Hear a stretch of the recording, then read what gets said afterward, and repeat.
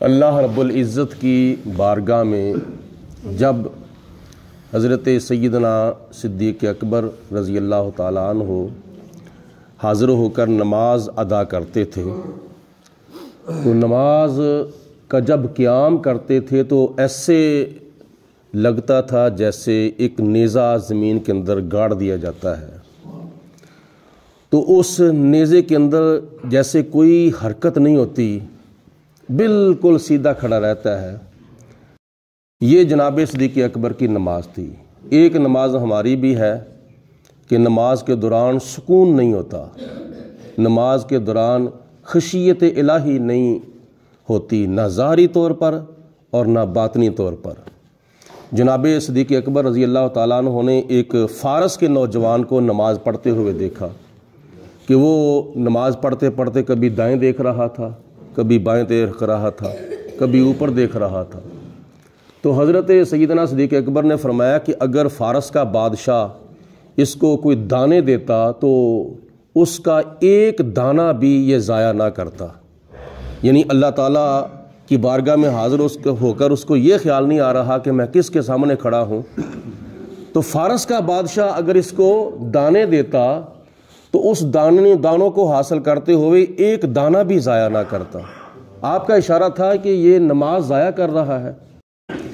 بندہ اتنا تکلف بھی کرے، سردیوں کے موسم کے اندر ٹھنڈے پانی کے ساتھ وضو بھی کرے، دور سے چل کے بھی آئے، آ کر کھڑا بھی ہو، لیکن نماز اللہ کی بارگاہ میں ایسی ادا کرے کہ جس کے اندر خشیت نہیں پائی جاتی اور جس کے اندر اللہ تعالیٰ کا خوف نہیں پایا جاتا، تو آگے تم اندازہ کر لو پھر وہ ہماری نماز کیسی نماز ہوگی۔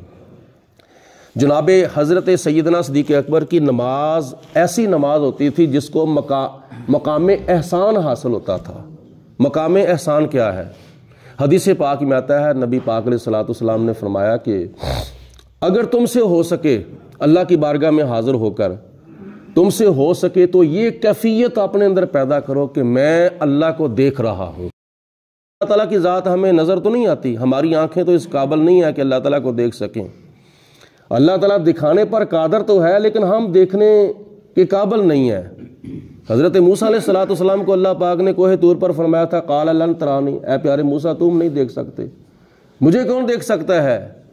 مجھے نہ تو دیکھے نہ چشم انبیاء دیکھے، مجھے دیکھے تو اے موسیٰ نگاہ مصطفیٰ دیکھے، مجھے تو میرے پیارے محبوب کی نگاہ ہی دیکھ سکتی ہے۔ تو حضور علیہ الصلوۃ والسلام نے فرمایا کہ تم سے ہو سکے تو یہ اپنے اندر کیفیت پیدا کرو کہ میں اللہ کو دیکھ رہا ہوں۔ یہ کیفیت تو نہیں پیدا ہو سکتی، لیکن اگر یہ کیفیت پیدا نہ ہو تو یہ کیفیت پیدا کرو کہ اللہ مجھے دیکھ رہا ہے۔ یہ تو کیفیت پیدا ہو سکتی ہے نا نماز کے دوران کہ اللہ مجھے دیکھ رہا ہے، جس کی بارگاہ میں حاضر ہوں، رکوع سجود قوما قیام کر رہا ہوں، وہ خدا تعالیٰ مجھے دیکھ رہا ہے۔ میں نے شاید کسی جمعۃ المبارک کے خطاب میں عرض کیا تھا کہ اگر اللہ پاک آپ کو یہ توفیق اور شرف اور سعادت عطا فرمائے تم مکہ المکرمہ مسجد حرام میں جا کے نماز ادا کرو، میری دعا ہے اللہ تعالیٰ تمہیں موقع نصیب کرے، اور مسجد حرام کے اندر بے شمار چاروں طرف صفیں بنی ہوتی ہیں، اور ان صفوں میں سے سب سے اول صف جو ہے، سب سے پہلی صف جو بالکل خانہ کعبہ کی دیوار کے ساتھ ہے، اگر اللہ پاک آپ کو اس پہلی صف کے اندر نماز پڑھنے کا موقع نصیب فرمائے تو اس صف کے اندر بھی کھڑے ہو کر آپ خانہ کعبے کی دیوار کے اوپر نظر نہیں ڈال سکتے، وہاں جا کے بھی آپ نے نظر حالت قیام میں وہاں رکھنی ہے کہ جہاں آپ نے سجدہ کرنا ہے۔ حالانکہ خانہ کعبہ کو دیکھنا عبادت ہے، اللہ تعالیٰ کے گھر کا دیدار کرنا عبادت ہے، لیکن نماز کے دوران ہم خانہ کعبے کی دیوار کے اوپر بھی نظر نہیں ڈال سکتے۔ یہ نماز کے اندر ایسی کیفیت طاری ہونی چاہیے، اور نماز کا یہ بڑا اہم مسئلہ ہے کہ اللہ تعالیٰ کی بارگاہ میں ایسے حاضر ہو کر نماز ادا کرو جیسے مجرم عدالت میں حاضر ہوتا ہے، اور اللہ تعالیٰ کی بارگاہ میں قیامت والے دن بھی اس طرح ہم نے حاضر ہونا ہے کہ خدا تعالیٰ کی ذات نے جب ہمارا حساب و کتاب لینا ہے تو کوشش کیا کرو کہ قیام بھی بالکل ٹھیک ہو، رکوع کرتے وقت بھی کئی لوگ بالکل بیبیوں کی طرح رکوع کرتے ہیں، حالانکہ مردوں کا رکوع یہ ہے، بالکل سر اور پشت بالکل برابر ہو۔ تو جب سجدہ کرتے ہیں تو سجدے میں جاتے ہی فٹافٹ سجدے سے سر اٹھا لیتے ہیں۔ کیا ایک مرتبہ بھی سبحان ربی الاعلیٰ پڑھنا آپ کو نصیب نہیں ہوتا؟ حالانکہ کم از کم 3 مرتبہ سبحان ربی الاعلیٰ پڑھنا چاہیے۔ 3 مرتبہ پڑھا جائے تو پھر بھی کتنے کم از کم سیکنڈ لگتے ہیں؟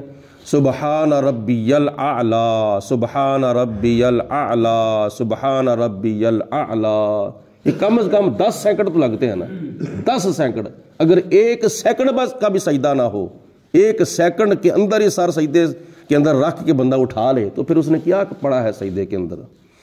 تو یہ سجدے کیا ایک مسئلہ بڑا اہم ہے کہ یہ ماتھا اور یہ ناک بالکل زمین کے ساتھ ٹچ کرنا ہے اور جما کے اور دبا کے زمین کے اوپر لگانا ہے، ناک بھی اور ماتھا بھی۔